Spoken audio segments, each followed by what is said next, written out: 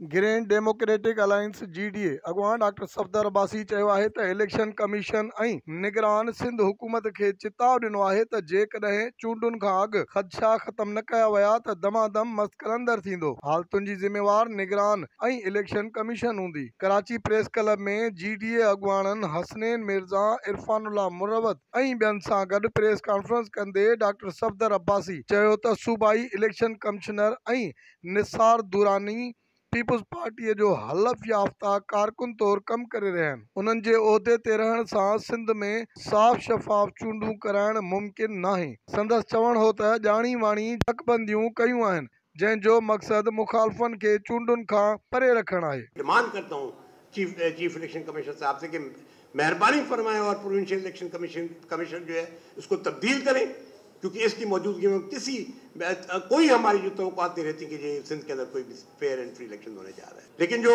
सिंध के जो नुमाइंदे इलेक्शन कमीशन के अंदर निसार दुरानी साहब, उनके बारे में बहुत बड़ी अप्रीहेंशन है इस वक्त पूरे हमारे जो है अपोजिशन के अंदर की जी वो शख्स बैठा हुआ मैनिपुलेट करा चीफ इलेक्शन कमिश्नर की सारी इलेक्शन कमीशन को जी कि सिंध के अंदर जो वापस हम एक 15 साल की मिस गवर्नेंस के बाद भी हम थोपे सिंध के अवाम की वज़ादारी और उसकी माफिया।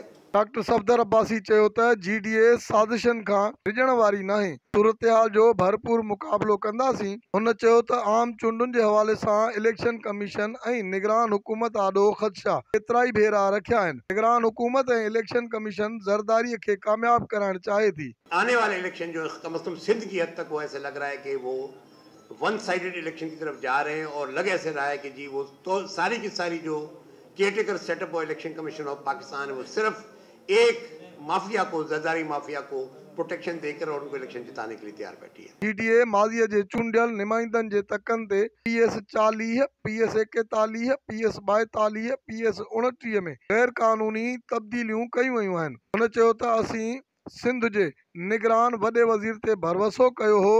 हू बहितरीन जज भी रहियो आहे, पर निगरान वॾो वज़ीर बणजण खां पोइ ज़रदारी लीग जो हिमायती बणिजी वियो आहे। केयरटेकर गवर्नमेंट जब बनी तो हमने कहा कि जी जो भी चीफ मिनिस्टर बने हैं और यकीनन जो हमारी अपोजिशन थी लीडर थी उनको सपोर्ट भी किया और इस सबकों के साथ कि जी मकबूल बाकर साहब जो है ना एक अच्छे सीनियर जज रहे हैं, उनके एक अच्छे जो उनके एक अपनी शख्सियत रही है और उनके फैसले जो थे उन पर बहुत से लोगों को जो है ना बड़ा कॉन्फिडेंस रहा था और हम ये समझ रहे थे कि वैसे जज वो एक मुनसिफाना किरदार अदा करेंगे आने वाले इलेक्शन के दिनों में।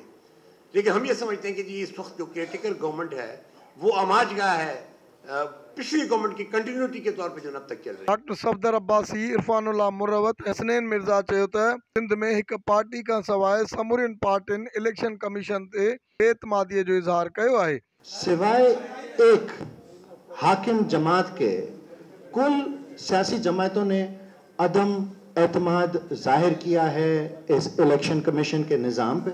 हम कई दफ़ा डिमांड कर चुके हैं कि इस आदमी को हटाओ।